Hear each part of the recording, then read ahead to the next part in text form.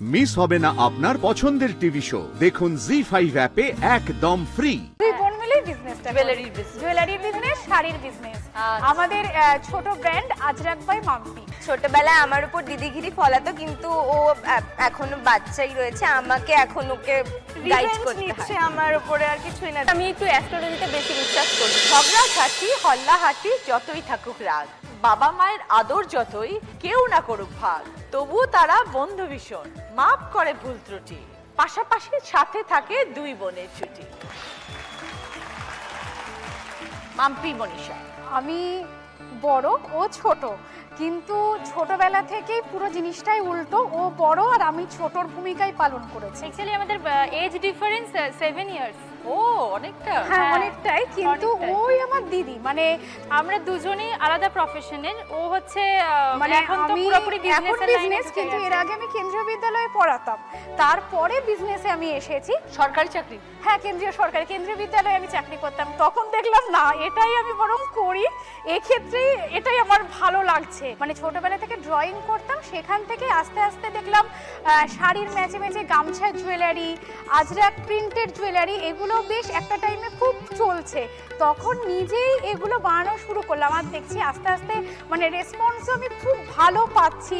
তখন বোন খুব সাপোর্ট করেছিল আমাকে। তখনই অনলাইন বিজনেসের চলটা ভীষণভাবে বেড়ে গেল, খুবই চলছে। আমি বললাম যে তুই বাড়িতে থেকে এইগুলো যখন তুই করছিসই, তখন অনলাইনেই সেল কর, যে জিনিসটার মার্কেটিংটাও অনেকটা হবে। যে বোন বললো শুধু জুয়েলারি কেন, এবার শাড়ির সাথে ম্যাচিং করে জিনিসটা না মানুষ বেশি চায়, কারণ একটা শাড়ি কিনছে, কোথায় জুয়েলারি কিনতে যাবে। তো আমি বললাম যে তুই শাড়িটাও শুরু কর, জুয়েলারিটাও শুরু কর, আমি তো আছি তোকে হেল্প করার জন্য। আর আমি যে কলেজ পাস করার পরে বাবা বললো যে বাইরে যাওয়া যাবে না।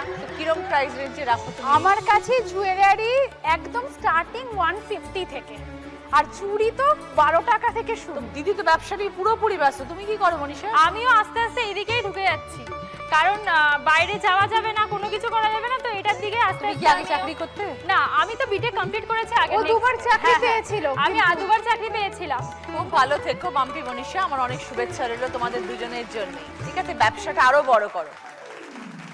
দেবদত্তা, দেবারতী দুজনেই পৌরোহিত্য করো, বাবার থেকে শিখেছো?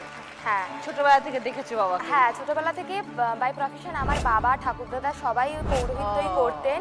ওনারা শুধুমাত্র পৌরোহিত্যই করতেন এবং সেটা দেখা দেখি আমাদেরও ইচ্ছা হতো। এবার আস্তে আস্তে যখন স্কুল বন্ধ হয়ে গেল করোনার টাইমে, যখন কিছু করার ছিল না সেরকম, লকডাউনের টাইমে যখন ঘরে বসেছিলাম, তো আমি ফার্স্ট বাবাকে বায়না করলাম যে বাবা আমাকেও তাহলে পৌরোহিত্য শেখাও, আমারও শেখার ন্যাক ছিল।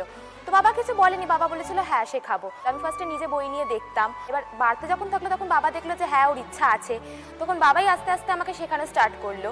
5 বছর হয়েছে আমি এই পৌরোহিত্যটা স্টার্ট করি শিব পূজা দিয়ে, এবং বাবার যজমান বাড়িও আমি করি। এবং এই প্রচার পেতে পেতে এককালীন আমাদের স্কুল বালি বঙ্গ শিশু বালিকা বিদ্যালয় এই ব্যাপারটি জানে, এবং ম্যামরা আমাদের সাথে কন্ট্যাক্ট করে যে আমাদের স্কুলের বিদ্যালয়ের যে সরস্বতী পূজা রয়েছে তোমাদের দিয়ে করাবো, দুই বোনকে দিয়ে। 2023-এ আমরা যখন যাই, প্রথমে একটু নার্ভাস লাগছিল, বাট যখন আমি স্টার্টটা করলাম একদমই নার্ভাস লাগেনি। প্রপারলি, হ্যাঁ পুরো প্রপার করেছিলে প্রথম? ফার্স্টে যেমনি পুজো করি অমনি করি, তারপর পুষ্পাঞ্জলি নেওয়ার জন্য প্রচুর ভিড় হয়েছিল এবং ফটো তোলার জন্য তো লোকে ভর্তি ছিল। জাস্ট আমাদের নিউজ পেপারে নামও উঠেছিল আমরা যখন বালি বঙ্গ শিশু বালিকা বিদ্যালয়ে পূজা করি। প্রথম দিকে আমাদের যখন আমরা পৌরোহিত্যটা স্টার্ট করি, ফার্স্ট টাইম যখন আমি স্টার্ট করি, অনেক আত্মীয় স্বজনরা বলেছিল বেশি দিন হবে না, বেশি দিন করতে পারবি না, মেয়েরা পুজো পাঠ করতে পারে না। আমি নিজের মতো করতে থেকেছি যে নিজের দেখার হলে নিজেরাই দেখে নেবে। এবং যখন করতে পেরেছি, এখন এসে যখন তারা দেখে যে এখন প্রপারলি একটা জায়গায় এসেছি, তখন বলে না ঠিক আছে তোরা পারছিস। তো পরবর্তীকালে আরো পুজো করেছো? হ্যাঁ, পরবর্তীকালে আমরা শিব পুজো, আমরা দুর্গা পুজোও করেছি দুই বোনে মিলে। ইনফ্যাক্ট আমরা বিয়ের পৌরোহিত্য বাবার থেকে শিখছি বর্তমানে। তো দিদি তো ধরো তোমার গুরু, দিদি পৌরোহিত্য শেখাচ্ছে, এমনি সময় দিদিকে একটু শাসন করে?